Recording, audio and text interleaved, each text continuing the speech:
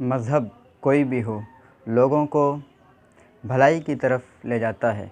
मज़हब कोई भी हो, लोगों को इस बात की तालीम नहीं देता कि वो लोगों के दरमियान भेदभाव करे।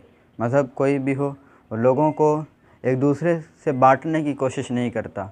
चाहे वह इस्लाम धर्म हो, मज़हब हिंदू हो, सनातन हो, ईसाई हो, सिख हो, बौद्ध हो, दुनिया में जितने मज़ाहिब पाए जाते हैं, तमाम की तालीम सिर्फ़ एक है: अमन, मोहब्बत, शांति, भाईचारा।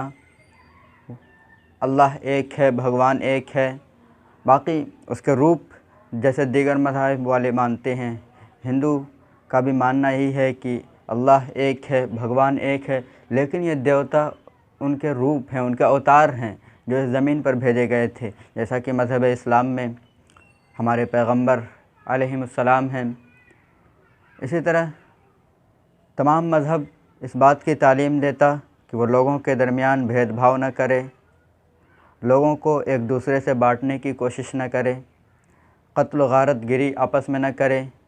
इसी तरह जितनी बुराइयां इस दुनिया में पाई जाती हैं, सबसे सबको मना करता है।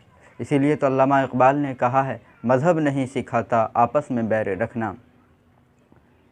लोगों की मनमानी फॉलोइंग की वजह से मज़ाहिब बदनाम होते हैं, लेकिन मज़हब अपने मानने वालों को कभी बदनाम नहीं करता, क्योंकि हर मज़हब की तालीम अमन, मोहब्बत, एकता है।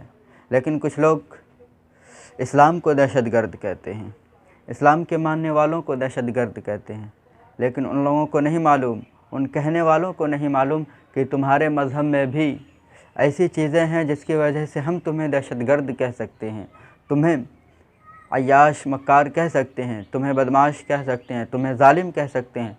लेकिन हमारा मज़हब, हमारी तालीम इस बात की इजाज़त नहीं देती कि हम किसी को कुछ कहें।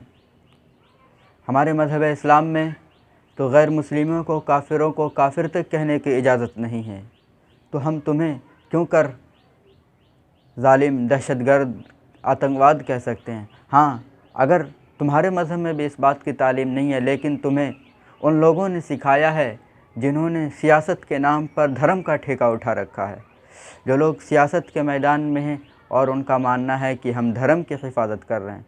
याद रखिए, धर्म कभी ख़तरे में नहीं होता, धर्म कभी ख़तरे में नहीं होता, बल्कि धर्म के मानने वाले ख़तरे में होते हैं।